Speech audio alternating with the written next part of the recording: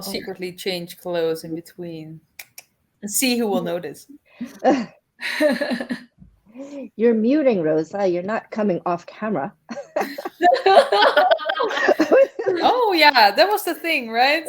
Cannot be naked for this interview. Cannot be naked No for one this said interview. that. No one said that. Oh, I can. Oh, that's great. That's a great way to start the interview. All right. And so, hi everyone. Welcome to Type Talks. Today we have ESFPs, and we're going to talk about careers. It seems like there's a struggle with picking a career. That seems to be a common trend with both jobs and hobbies for those of you in this panel. But before we get started with our topic, I'm wondering if we could all introduce ourselves. And so, Michelle, could you tell us a bit about you? Hey guys, so my name's Michelle. I live in Australia. I'm an ESFP, obviously, and I'm a 6-7 on the Enneagram. And I've been interested in typology for just about 6 years. It's nice to meet fellow peeps. So yeah, that's me. Yeah, nice to have you on. And Rosa?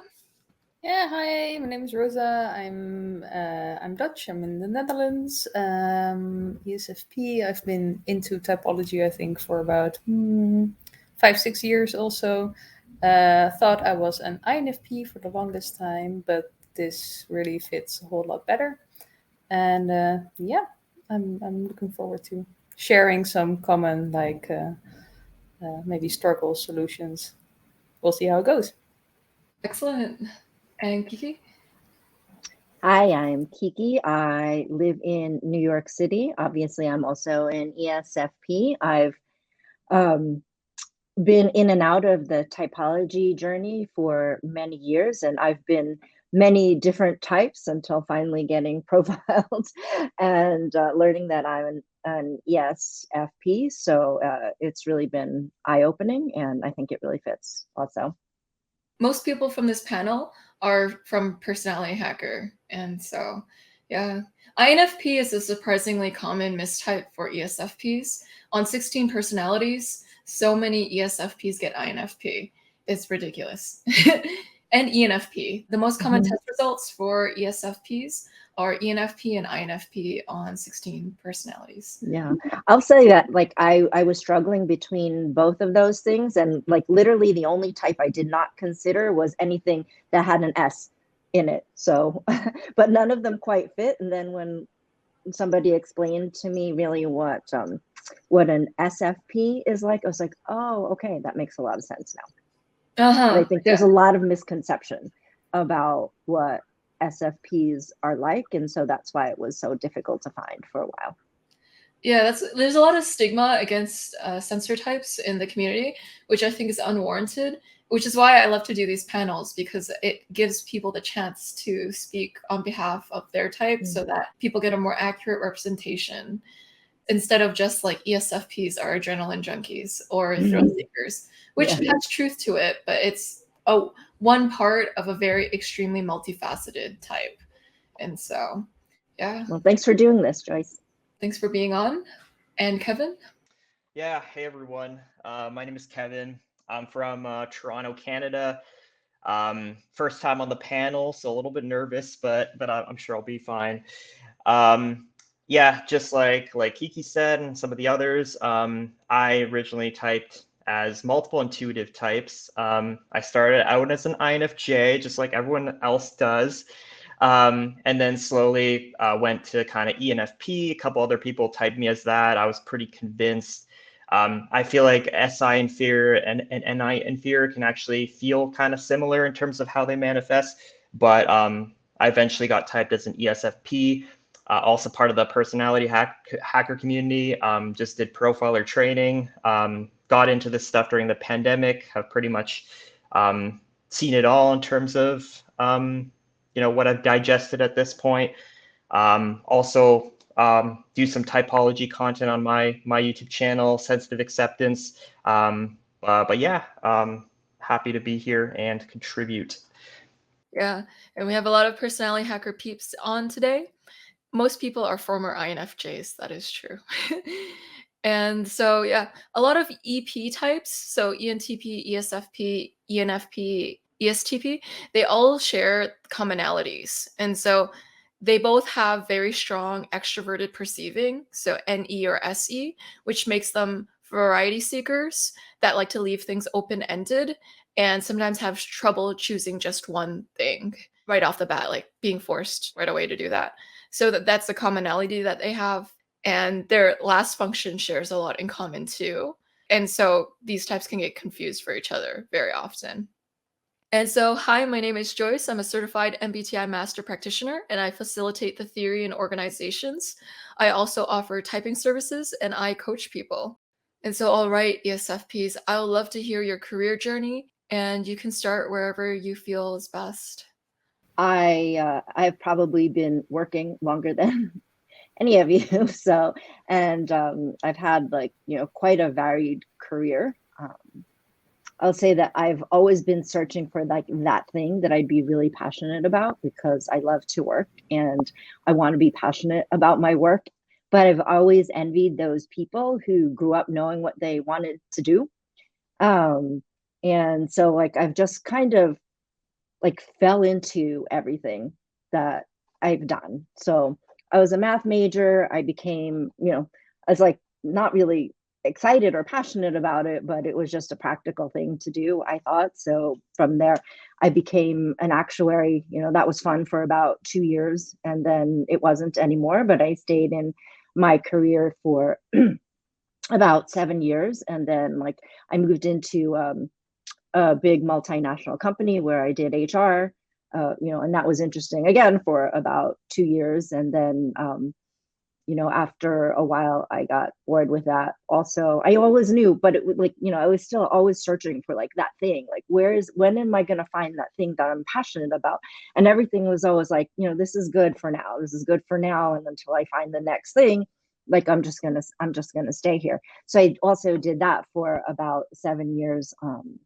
Until like, I think I just got burnt out and very stressed out, and like all of my life wasn't really working. And I just ended up quitting my job without any real plan. I will say that I spent quite a few years just trying to figure out, like, I thought I would take 6 months and like I would figure out what I really want to do and like go after that. But like, that actually turned into a few years. I did what everybody in New York does when, they're trying to figure out what they want to do next for work. And I became a real estate agent. I did that for a while. It was just like, nothing was like this, like, I really want to do this and I'm going to go after that. It was just kind of like one choice, like a choice in the moment, that like, was good enough until it wasn't anymore. And then like a next choice presented itself. I ended up getting approached by a former coworker and friend, and we started doing some HR consulting. She ended up going back to the corporate world, and I continued doing that. And I started, doing like small business consulting, and I'm now doing that primarily in the construction industry, and like actually started working like almost full time with my construction client. And I actually love it now. But I mean, I went through a lot of different things, and I want, if I look back, it was like, I could not have predicted how I went through each of those steps. It was just like I waited until like the right thing was presented to me, and then I made a choice. I always feel like, well, I should be more proactive and I should have a better idea of what I want to do, but like it just didn't work that way for me. Yeah, sometimes in life you just gotta jump from opportunity to opportunity in the moment until you find the right one. And sometimes with introverted feeling, you don't know if you'll like something until you try it. And so it's like, oh, okay, I tried this. Now I know that I don't like it. Then next. Yes. I just want to say I really recognize that search for something where you feel like that is the perfect place for you or something. I always thought everybody would have that, but apparently some people are just fine with like just earning enough money to do stuff they really want outside of work. But I've always like really wanted to have my job to be something really meaningful, and always the idea that there is like a perfect place for me. Like I always picture that there is like this like puzzle somewhere and there is a rosette-shaped hole where I should fit. And if I just try enough jobs, one of them will feel like that, like everything clicks. But I don't know. So I'm also always really envious of people that seem to just know what they want to do. Like, how do you know? How do these people kind of decide that there's just one thing they want and they go after it? I can get really envious of that. But oh, I didn't even say what I do. So I actually also I studied biomedical science, medicine, and I did an MBA. I did some political science on the side. Like I could study forever because every time I don't know what to do, I just go back to university if I could. And so I've worked in the lab, I did research, I worked in the hospital as a doctor, I worked as a sustainability manager, and now I'm an innovation manager, still kind of in healthcare and technology, but still searching. Yeah, definitely. Even though I'm not an NF type, I often feel like I'm an idealist in terms of the way I approach career. Like I can really resonate with like there's got to be something out there that's meant for me, and I'm gonna find it at some point, and it's gonna be something like that I just feel super energized by, and it's gonna be my ideal lifestyle and all this stuff. And I look at some people, let's say on YouTube or entrepreneurs out there, and they kind of portray themselves as having found, the ideal life. Maybe they own like some kind of online business, and now they live like on a tropical island somewhere, and they're just like living the life. And maybe they have their own problems behind the scenes or whatever, but it still feels like how did they get there?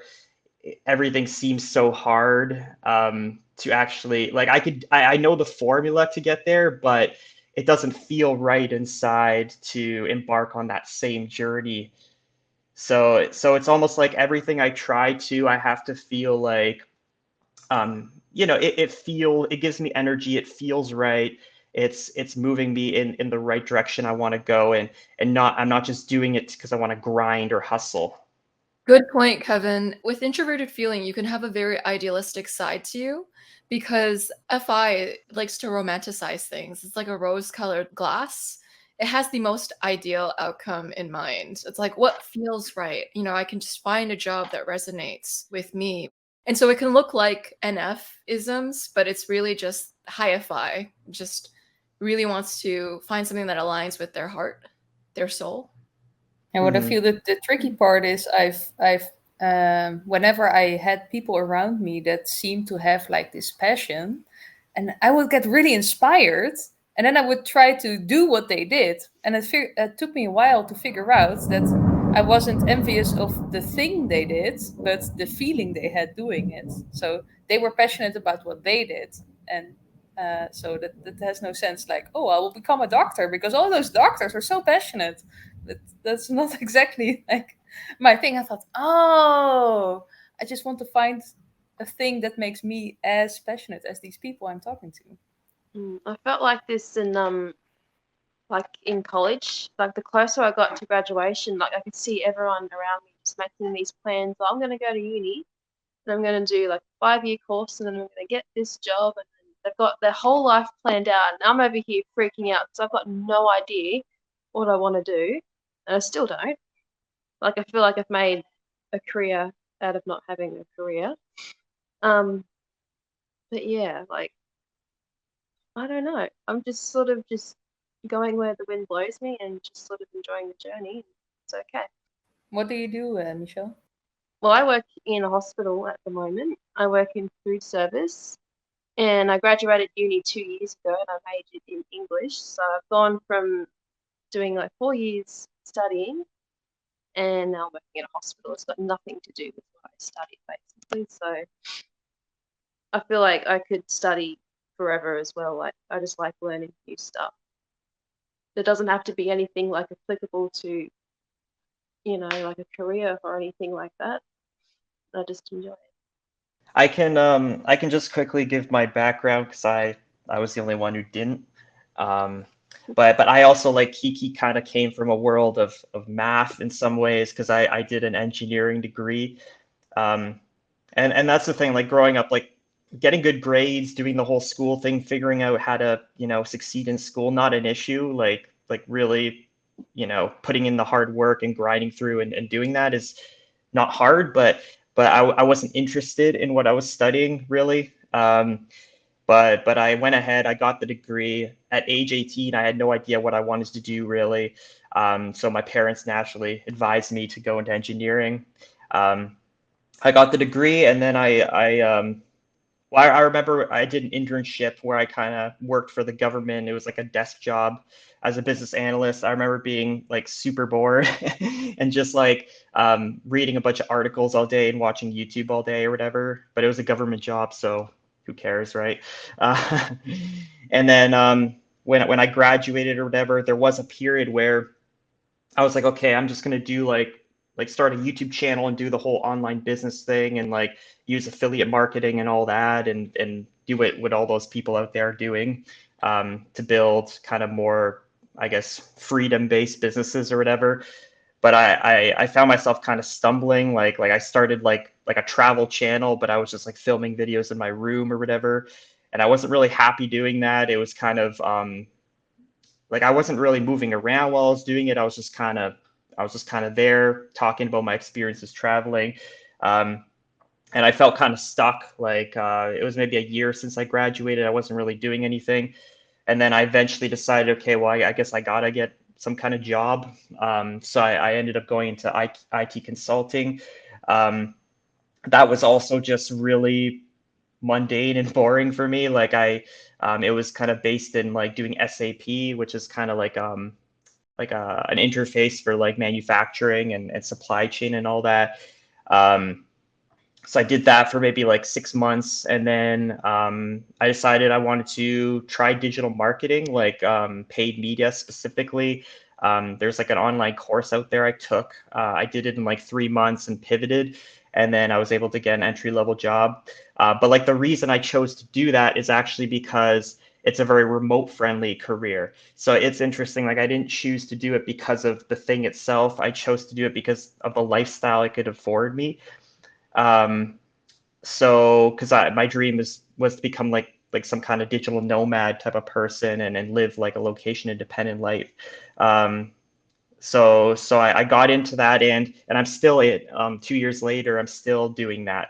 I am kind of eyeing a potential switch to something that's more meaningful and fulfilling internally. But what I will say is the work itself is not bad for my TE tertiary process, because it's a lot of looking at performance, trying things out, seeing what's working, constantly monitoring numbers.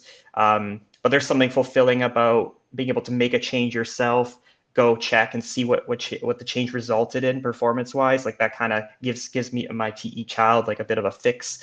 But I can't say my SE DOM process is very engaged right now because it is mainly a desk job. So I'll leave it at that. Gotcha. And so Kevin mentioned how he wanted to be a nomad.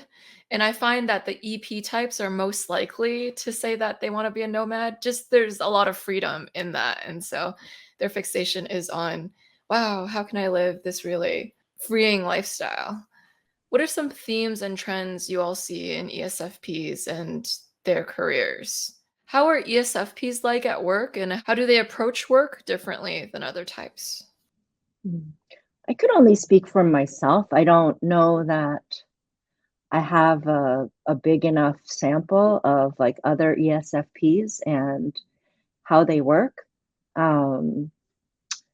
But I find that it's difficult for me to plan too far into the future. Even like for the businesses that I'm working with, it's like I need to be engaged with the circumstance, with the problem, with the people. It's almost like I need to like see, hear, and touch everything. And if it's too far, it's like so arbitrary that like I just see nothing. So I'm gonna make an intuitive leap and just say, that I think, people who are SE dominant are going to be better, like with the more sensory input they have, and like, you know, it'll be much more present time than trying to figure out something that's even like a couple of years down the road. So like I guess it's not really a coincidence that I work in the construction industry. You know, it's all lots of like right now problems, lots of sensory input, lots of like, you know, different chaotic things going on. And I'm comfortable in that environment. I mean, I'm not saying it doesn't get stressful, and like I do rely on TE a lot also. But I think that if I would be, you know, too much just like in a think tank, um, like I wouldn't have enough information to actually create anything. The now is the most real, and if it's too far into the future, it's like, that's a hypothetical. Anything could happen in the future.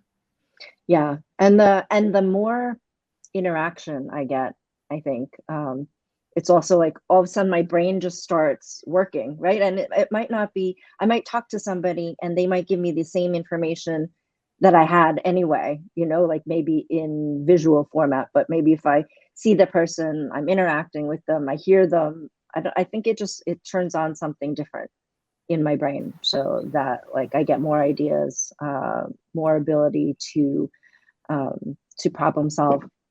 Yeah, I at least you gave me something to piggyback off from, because definitely their interaction with people is such a crucial part of it. So, but it's also a bit of a balance, I noticed, because I think a bit, maybe it's me or maybe a bit of stubborn FI, but I have a kind of idea how I want to do things. So I really like a little bit of like structure, where people will tell me like, this is where we're going, like in a general sense, and then like, this is your job within this bigger part, like give me a bit of the framework, and then let me do my thing. And then I learn best by talking to all the people and just bouncing ideas off of them, but not necessarily like doing one job all together.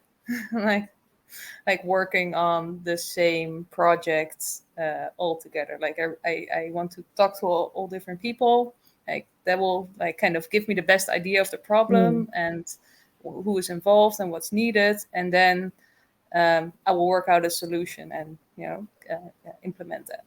I don't know if that made sense. I agree. Yeah, I agree with that. It's almost like, you know, you need to take in like all the input, but I can't problem solve like while the input's coming in. It's like I need to like receive it all, and then I guess maybe like the inferior NI needs to go back and, you know, be on its own to like post process it for a while and come up with the solution. I'm the same.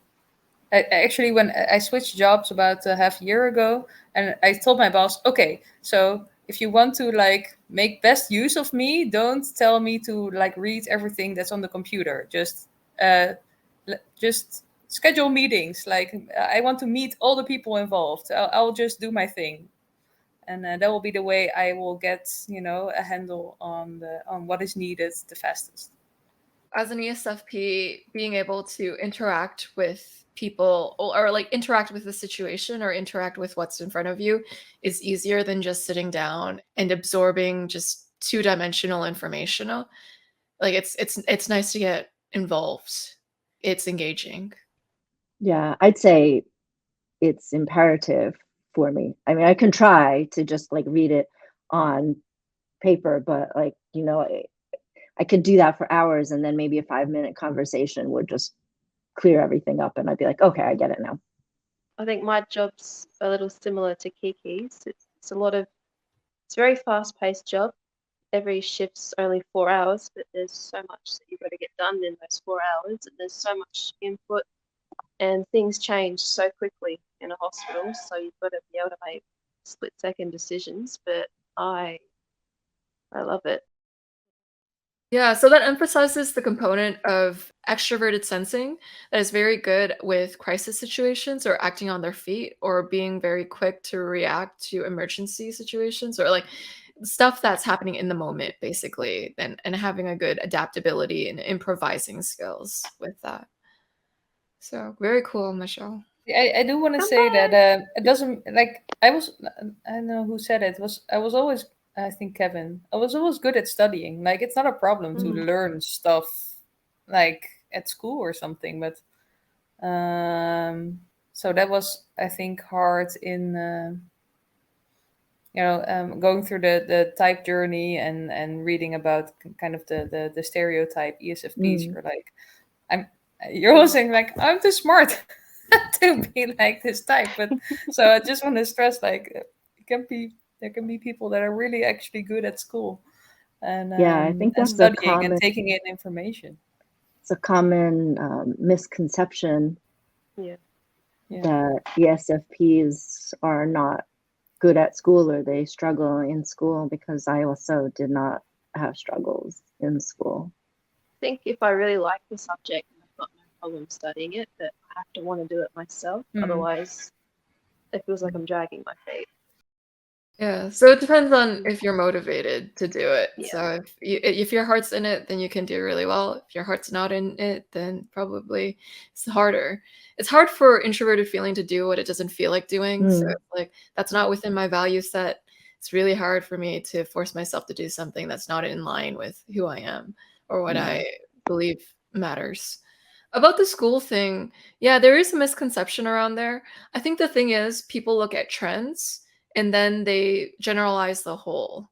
And so they're like, oh, it's more likely for an SP to struggle with school because of needing to sit in a chair for 10 hours at a time. Of course, not all SPs will deal with this, but extroverted sensing tends to have pent up energy. And so, like, when they're in a chair for a long time, or like if they're watching a TV show or a movie for 10 hours at a time without stopping, they might feel a little antsy and want to get up and stretch a little or move around a little bit. And so, there are a lot of ESFPs who do well, like really well in school, but there's like a slight grain of truth to the stereotypes. So, like, I wouldn't completely cut away the stereotypes. I would just say there are so many people who do not fall within that. It's almost like saying all extroverted perceiver types have ADHD. Like, they don't all have ADHD. So, anyways, what I'm trying to say is statistics don't speak for the individual. So, just because Asians tend to have small eyes, like for me, I have really big eyes, actually, so I don't fit within the stereotype at all. Does that mean I'm not Asian? I also don't eat rice every day. Am I not Asian? No, it's just so there are people who don't always fall within stereotypes. Well, I think sometimes you have to look at, like the behavior. Like maybe it was relatively harder for me to sit still, but I didn't necessarily realize that. But like, I was trained to behave. So I forced myself. Did I enjoy like sitting still? Might I have like something, some other style of learning better? I probably would have, but that wasn't an option. So, I was able, and I don't know if that's TE, 10-year old, but I was able to force myself because I knew I needed to do well. So yeah, I mean, looking back, I probably would have preferred to like not have had to sit in a room, like in a chair all day long. But I think it's just like looking at the behavior, just because I did it, doesn't mean that I'm not an ESFP. So I actually think having like being in the working world, at least having a desk job, is actually a lot worse than being in school in this regard, because when I was in school, first of all, you have like multiple classes in the day, which adds a bit of variety where you get to learn about different things in different time slots. You're with all your friends at the same time when you're in class, so you have the opportunity to kind of chit chat and kind of stay engaged even while you're listening to the teacher talk. And then you have recesses that provide that opportunity to get out and like go have fun and whatever. So I didn't have that issue at school, but I am noticing that issue more now that I'm in the working world. I find it really hard to sit at a desk for 8 hours and do some like one type of thing. Like I can do it for a few hours, but then I slowly just become disengaged and find myself getting really restless. Yeah, doing the same repetitive activity over and over and over again while sitting still for a very long period of time can irk SE after a while. I think like TE is of course very enforced by our environment, right? So like to do well in school and to do well in a job. I think outside metrics like being successful. So um, I guess most ESFPs will have a fairly like developed or like leaning on their TE a lot to get by in the working world, which is great. I think it's a great function and it helps you a lot.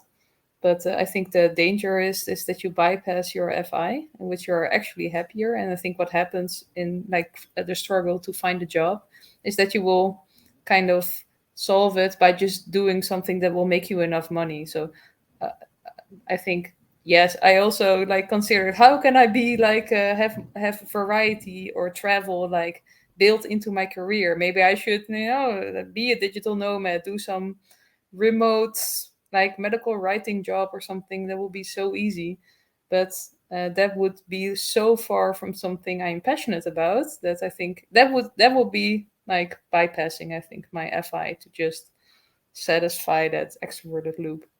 And I think that actually happens a lot, and it's a bit of a pitfall. When you bypass that FI, you can get into this loop of doing things, but not checking in with yourself. Yeah, I find that it's one thing to check in with FI, and I've really had to learn that like over the past I don't know, like 15 years, I would say. Like in my earlier life, I completely bypassed FI. And my struggle is like, okay, so I might know what's important to me, whether I like something or not. But when since we're talking about careers, it's like, okay, so now what do I do with this information? FI, it's not directing me anywhere. So I don't know if that's like, the FI is still not developed enough, or it's just not that kind of judging function. But yeah, I think it just still leaves me with the question of, well, what should I do next? Yeah, FI has two modes. So it either knows what it likes or dislikes, or if it doesn't have enough information or if things aren't resonating with it, it stays in this state of perpetual unsureness or perpetual indecision because it's like, I haven't found anything that resonates. So what am I going to do? You can't force something to resonate with you. It's super frustrating in that way, especially if you're, accustomed to bypassing it and going, like doing the SETE, because SE wants to move and SE wants to be doing things, and so does TE. And then when you're stuck in that FI, or so maybe FI like knows but doesn't know what to do, it feels like a stuck place to me anyway. Yeah, I think that's kind of the place in my career that I'm at where I have a pretty good pulse on like the things I would like or not like in a job or a career, but I don't know what's out there that's going to fulfill all those criteria together. And so I'm left in a place where I feel like I'm lacking the information of like what direction should I go. Like I know, okay, I want to, serve people or help people in a meaningful way, but I also want to have something that gives me a lot of freedom and flexibility and is like remote. But at the same time, I need to also be around people a lot. So then I'm trying to piece together all these criteria and I can't find a thing that has all of them. Yeah, I think there's a huge, at least for me, the huge tension point of like building up on something to make an impact. I feel like, oh, that's really like important to have some kind of skill and expertise, and it helps to be in one place to get deep into a problem and network and to make some impact. So that's the kind of the idealism, and at the same time want to be moving all the time because boredom is a huge thing. Like if after a while I just get bored, I just can't. That's also a thing. Once I get to that point where I'm bored at my job, I just can't motivate myself anymore to do anything. Like, I just can't. I like that you use the word impact, Rosa. I use that a lot when I think about what's important to me, like in life or in my work. It's about making an impact. yet I never feel like I'm making enough of one. I think, FIs feel like there has to be more meaningful impact that I can be making, but not sure, what that would be or how I would do it. I guess I'm not an EJ, so I feel like people who are EJs have more ability to be proactive, to like choose what they want and then make a plan. And I feel like at least the best things that have come to me in my career have like actually come to me. Like either I've created the environment where I've found the opportunity that resonates for me, and it's usually never an opportunity that like I could have come up with on my like in my head on my own. So I think, what I've learned now, knowing more about myself, knowing more about ESFP, is that my decision making is like when the opportunity comes to like really check in with myself and see if it's something that resonates for me. My job is to, put myself into a place where I have the opportunity to have those decisions come to me. Like things come to me, I don't necessarily go after them. I know we're in a culture where everybody values like going after what you want. Just, that's not how my best, opportunities have come to me. Yeah, that makes total sense. Like, put yourself in positions where you get just, opportunities. Yeah, that totally resonates for sure. Because, and then you need to be there to say yes, right? Yeah. So that means like doing the things that like, Essie is craving to do. Mm-hmm. I guess, whether that's like, picking up and being a digital nomad if you can for a little while, like going to a conference that sounds really interesting, even though you're not necessarily sure what's going to come out of it, but you just feel like this is a place where I want to go and it's interesting to me, and like just staying open for those opportunities. Mm-hmm, mm-hmm, mm-hmm. Any thoughts, Michelle? Drawing a blank at the moment, sorry. No. I'll get back to you if I've got any thoughts. No worries, I just wanted to include you in the conversation. Oh no, I'm just spacing out here, don't mind. I am listening though. All right, ESFPs. Really great commentary. And so I'm wondering about your quirks in the workplace. What do other people that you work with notice about you, your little isms? Probably my silly sense of humor. I like to poke fun at my friends, poke fun at myself, just try and make people laugh, especially if there's a bit of a tense situation going on. I might try and just lighten things up a little bit. It's probably my 7 wing out, but I can be a bit of a goofball, but also hardworking at the same time. Like I know when to be serious, so I think I try and bring that balance to the workplace and just sort of, support the team and my friends that way. Yeah, when I left my last job, they always like make these presents kind of personalized, which was really really cute, and they gave me like everybody made a page in a book, and it were like new things you have to try. So I think they got my type right, which was really funny actually.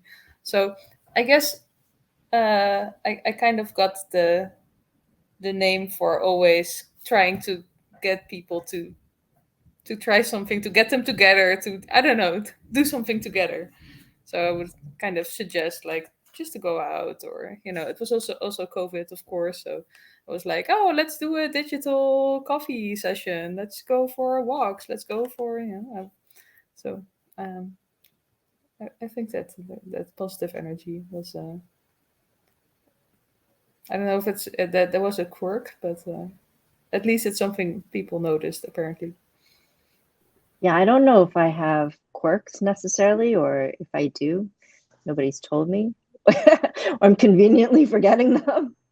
But I will say, I do think that ESFPs can be very hardworking. I work a lot, and I also think it can be partially attributable to me being an ESFP, but like multiple people have referred to me as like the glue that holds the company together, because I kind of have my fingers in everything, and I'm always like, making the communication connections. So like I know how like the different like processes and operations like run through a whole organization, not just like, in like little pieces of it. And I'm always making sure that like, everybody knows their part, and like, things are not falling through the cracks. So not necessarily a quirk, but maybe a characteristic. I can name one quirk. I always think about the food. I was like, are we having a meeting? There has to be food. Like, there has to be some cookies, some snacks. I will bake it. I will bring it. I will make sure it's fair trade and vegan and everything. But there has to be like good food around. That's definitely my thing. Cool. All right. And so feel free to sprinkle around quirks in between the chat if you remember them as well. Sometimes it takes a while for it to drip in. And so my next question for everyone is, what is your leadership style? I think for me, very hands-on. I like to get in there with the team and actually be doing the job with them. And I don't think I'm like very hard-nosed. I'm usually very easygoing, but I like to have like a concrete goal in mind, and I like us to be moving towards it. So I don't do a lot of leading. Like, there are team leaders where I'm at, but maybe if there's some new people that are coming through, I'll sort of take them under my wing and I'll sort of maybe direct them a little bit. But I'd say just easygoing. Like, I'm not an EJ, so I'm not going to be like directing people like they would, I suppose. I'm just thinking about back when I used to have to do like school projects where I was in a group. Like, I would always be the kid who like is just like everyone else is goofing off, and I'm there like, okay guys, like let's focus, let's get this done. Like okay, you can do this part and work on that part. Like, you can do this part, you can do that part, and then I'll take this part. And usually I would leave the kind of the more important or extensive part for myself, because maybe I couldn't trust that the other people would actually execute properly on the really important parts that could actually get us like a good grade. So that's just kind of a funny approach that I had often as a kid. Yeah, there's a lot of extroverted thinking in this chat. A lot of, wow, hard workers. All And right. the context matters a lot, I think, also. Like, when I noticed that if there's not like a time pressure, then I invest first in like the relationship and ask everybody's weekends and how everything goes, and it's all fine. I'd rather like make sure everybody's included and kind of be in the background. But I noticed that, for example, in a hospital environment, sometimes there's a lot of like you are under some stress. Then I can just totally pass that. I'm like, yeah. So I had the feedback that I can be a bit too. I want to say rude, but probably rude. Yeah. And the same sometimes with I my look job. at it and sorry, go ahead, Michelle. Sorry. I was going to say, in the hospital where I work, I think there's a lot of time pressure, and that's when the TE really, really comes out. So I relate to that. Yeah, makes a lot of sense. Some of them can be really big jokers. So they're big entertainers in the workplace sometimes. Like when there are no customers there, they might be doing bottle flip challenges with their friends and going like, hey, look, I can bottle flip this. And then kind of making observational humor banter with people, going like, oh, about that thing that was over there. And then they'll figure out a way to say it in a humorous way or in a way that uplifts people's moods too. So there is the TE side of getting things done of ESFPs, but there's also a lot of ESFPs who are chill, and they're more of that performer stereotype too. And they know how to work a crowd in the workplace, and they kind of like it sometimes too. They like being a little bit of the center of attention for a little bit. Those are the kinds of descriptions that make me think I'm not an ESFP, because that's totally not me. Yeah, but there is that side of ESFPs. So like there's the serious kind, the workaholics, the TE ones, and then there are the more FI ones who are more playful, having fun in the workplace and just going with the flow too. I didn't mean to be contrarian. I was just pointing out the other side too. Oh yeah, no, I was just, like that's I definitely see that, but like, I mean, it definitely is like a place where like, am I really an ESFP? Because that, I mean, that's just not the way I am. I didn't take it as contrarian. Definitely. All right, we've talked about leadership style and approaches to work. It's really cool to cover that whole gamut with you guys. And so I'm wondering, what advice would you give to ESFPs who are entering the workplace or in the middle of their careers, any form of their career? I noticed that, like as you said, you don't know if something is right until you do it. So instead of like, if you're searching for a new job, really ask if you can just go to the workplace and just like not even have a coffee, but maybe like work there for like half a day or something, like or do internships, or just to get a sense if this is something that is right for you. Probably the environment and what it is you're exactly are doing. That is something that's really hard to get out of a job description. Just go to that physical place and talk to those physical people, and so you get into the context, and then like afterwards listen to how that felt. Like, is that something that you think like, ooh, that kind of tingles somewhere, like, does it feel good? Yeah, at least talking to a lot of different people definitely kind of helped me to get a sense of the culture and of the what the job actually is like. Yeah, I can actually give just an example of that. Because when I worked as an intern, like doing just business analysis stuff, I worked for like the environment and climate change. I guess it's part of the government, but it's the people who are in charge of like weather and climate change and all that stuff here. So I used to, as a kid, my dream was always to become like a meteorologist, like a weather person. But while I was working as a business analyst at this place, I arranged to actually go down and do like some job shadowing with like the meteorologists. So I was able to actually see like what a day in the life of those people is actually like. And when I saw that they were just kind of seated at their computers all day and just inputting things on the computer in terms of to forecast weather and stuff like that, I realized it wasn't really in line with what I had expected, because I think the part of meteorology that appealed to me was like being out there, like seeing storms, chasing storms, being actually out in the field, doing all that kind of stuff. And that is like a whole different type of thing that's a lot harder to pursue than just becoming a meteorologist. But it saved me a lot of time to actually have that experience and realize that I didn't want to go to school and actually pursue meteorology further. Because I got to see what it was like in the actual working environment. I think the environment is a huge factor. If you get a chance to see what it's actually like in the environment on a day-to-day of a potential career, I think that's a huge thing, because that'll play into your SE. Job shadowing. Thank you. That's a new word I learned, but exactly that. I'd say to an ESFP to consider that you're not necessarily going to fit into a conventional box. And to stop like fighting to force yourself into a box.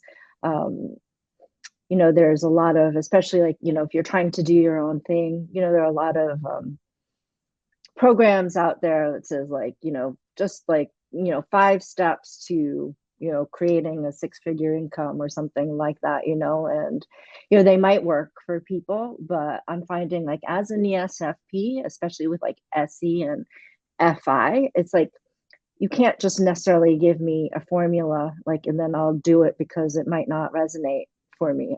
I have found that like I've had to do things my way or in a way that resonates for me. It's not going to be necessarily some prepackaged job or some prepackaged program that's meant to like work for everybody. And figuring out that like way, that personal way that works for you, probably takes a little bit of time. So I'd say try a lot, because FI, needs to experience something, I think, to even know, like, if, like Kevin was saying, like, job shadowing in meteorology, it's like you have to, like, expose yourself to these experiences so that you can like get through that process of sorting, like, whether you like something, what works, what doesn't work, taking pieces of different things, and finding, like I mentioned before, like, getting those opportunities to have things come to you and being able to take them and mutate them and tweak them until you're finally at a place where, like, yeah, I like this and this fits for my life. I don't think it comes in a prepackaged box for us. Okay, and I've got to top all of that. That was very nice. I think just don't be so hard on yourself, because what each of you have said absolutely resonates with my own life. I'm still not sure I'm in the right job, but I know that when I first started, I wanted to quit on the first day. But I said to myself, you know what, just give it 3 months, just see how you go. And if you don't like it, then that's permission for myself to go find a new job. And a year later, I'm still working there. So I must have found something that resonated with me. And it's just finding something that kind of fits with my own lifestyle, because it's got flexible hours and allows me to do things in my own life that I want to do outside of work. So that's what I would say. Yeah, so there's also the approach of having work to fuel your hobbies or the lifestyle that you want, that Michelle and Kevin talked about, which is an interesting pathway you can take as well. Oh yeah, Kiki, I'll let you know. Yeah, no, I just I wanted to add on to, like, what Michelle said, gave me a thought too, and back to what Kevin said earlier in the beginning, like, FI can be pretty idealistic, and I think it takes some time, to find the thing. So maybe sometimes, like, if you feel like something's missing, maybe you make small changes one at a time. But like, if we're just holding out for like that perfect thing, that thing that we're going to be so passionate about, the thing that's going to make a meaningful impact, but we can't figure out what it is, and if we don't do anything at all, like, while we're trying to figure that out, like, I think, we'll be stuck for a long time without making a lot of progress. So I think, not needing it to be perfect, but maybe just like looking for better each time. I think as ESFPs, like, if we could find a way to kind of let go of the shame of having to, constantly quit things that we're starting, because we feel that there's new things we need to try that could give us more insight. I think that's a big part of it, because society likes to kind of paint those people as people who are unsure of themselves and they don't have a direction and they're kind of confused and they don't know what they're doing. And I just don't think, I think for certain personality types, like extroverted perceivers, I think that is a better approach for them to actually like try a bunch of stuff and then kind of narrow down from there, as opposed to like narrow down right away and then just keep kind of going and then kind of branch out from there. That's at least what I've kind of found, and I've dealt with a lot of that shame internally. And I don't know, maybe just because I have an ISTJ dad who has kind of questioned some of that in the past. But anyways, that's all I'm gonna say there. I agree with that. I've dealt with that. Sometimes I still battle with that. Like, I should have figured it out, and I stuck with careers for like, 2 different ones for like 7 years at a time. But, I think that, there's still that feeling like, I should be somewhere better by now. But, maybe some of it's like really just, creating that experience and trying different things. So I resonate with that, Kevin. Yeah, me too. And also the kind of not being too hard on yourself in that respect, that maybe it's really about having the experience itself. Like, I went through med school and I worked as a doctor for 2 years, and now I quit, and I don't know if I'll ever do it again. But it was a really wonderful experience, and I did like learn a lot and helped a lot of people on the way. So like while doing that, I definitely had some impact on people. So doesn't mean that because I quit, it wasn't meaningful. Yeah, and so what Rosa, Kiki, and everyone here is saying, it seems like don't feel shame from having a nonlinear job path. You don't need to know right away what you want to do. Just try to get closer to what you want every single time. You will figure out what you want to do as you experience more. So the experience will inform you about what aligns best with you. I think that that's wise words from everyone. And yeah, Kiki. Oh, can I ask you a question? Yeah, sure. Do you find that I know this is the kind of work that you do, that are you finding that that pattern is much like, do you find that other types have like, different patterns? Definitely. Yeah. I find that there's a worldwide trend with people wanting to follow their heart more with their career. It used to be more transactional and people felt like they had to work for money, or like it wasn't something you were supposed to love. And so I think people's mindsets towards work has been shifted towards more FI in general. It's like, oh, you can actually love your work. You can actually love the person you're married to. It wasn't always that way. It was sometimes like exchanging property before. And so I see that major cultural movement towards FI in your life and making sure that you love your life as opposed to just being a robot. And so I find that with EP types, they're the most likely to have variety in their job history. And so they're most likely to try out a wide range of things or take their time with experiencing and trying things before figuring out how they feel about it. And so because they lead with an extroverted perceiving function, so they're always gathering, that causes a lot of transferable skills. And so I think EPs, what they bring to the workplace is because they've tasted the buffet of life, they have a lot of skills that are unique that they can bring to the table that other people who have stayed with the same career their whole life may not be able to. Thank you for that. That was actually like, a really lovely way to be described. And I think it's hard because, again, like you can't really categorize that except the way you said that. That sounds really good, but like there's not like, I don't know what that one name is for like having that characteristic or for having that skill. It's just like, you're right. It's like, I've had lots of different experiences. I've had like lots of different types of jobs. I've had to use like, different types of different types of skills. And I think what EPs are good at is like just taking all of that, taking the situation at hand and like automatically we apply the right skill or the right, like, cocktail of skills for, the situation at hand. So I think we're very adaptable in that way and like in the moment. Yeah, very well said. Couldn't have said it better myself. And so, on that note, thank you everyone for coming out and sharing your EP wisdom and your life experiences and your work history and how you've dealt with workplace experiences. It's really great to have you on, Kiki. You actually have a interview with Melissa on the Profiler Training website. And so I'll link that below for anyone who wants to see. I believe it's on ESFP stereotypes or misconceptions. Mm-hmm. And so, yeah, if you want to check out that, feel free to.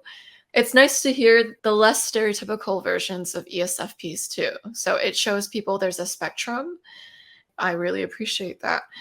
And Kevin, thanks for making this all possible. He's a part of the ESFP personality hacker group. And so he messaged all the cool peeps and he's like, ESFPs want to be on a panel. And so this was all possible because of your ability to wrangle the ESFPs. So I appreciate it, Kevin. Your networking skills are awesome. So I applaud you with that. And Rosa, I like how you have a bit of a firecrackery spirit to you. Like there's some sort of spontaneity to your spirit or some sort of whimsicalness you have to things like, oh, food, always bring food. That makes an impact. Or you have these really interesting comments that I'm like, wow, I'm very entertained by listening to your perspective.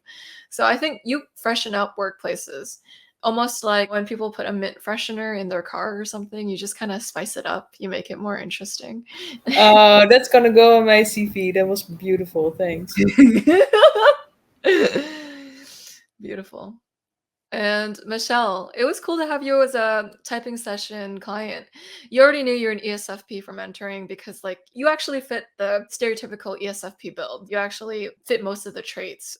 And so thank you ESFPs for coming out and for sharing your advice for the type and how it's okay to not commit to one path in life. You don't have to know everything beforehand. It's really great how your pathways in life give people the permission to be more explorative in how they go about their career path. Because someone might be feeling pressure like, oh, I have to commit to one path. But you're really the example that you can make it in life, you can be successful, and you don't have to follow a traditional route. You can figure it out as you go. You don't need to have everything set in stone from the get-go. And I think that's inspiring to people who feel pressure from their family or from their environment to be perfect off the bat. You kind of tell the story that you can refine as you go. Your career is a work in progress, or it's something that you refine over time. It's not something that you have to have the perfect masterpiece of up front. And in fact, the masterpiece is in the journey. And so thanks for showing me that, ESFPs. Thank you. Thank you. Thank you. Yeah, thanks for your time. Thanks for getting all these new ESFPs on the panel. Yeah, it's cool to have a fresh set of perspectives. So thanks everyone for watching. I'll see you all in the next episode. Bye. Bye. Bye. Thanks.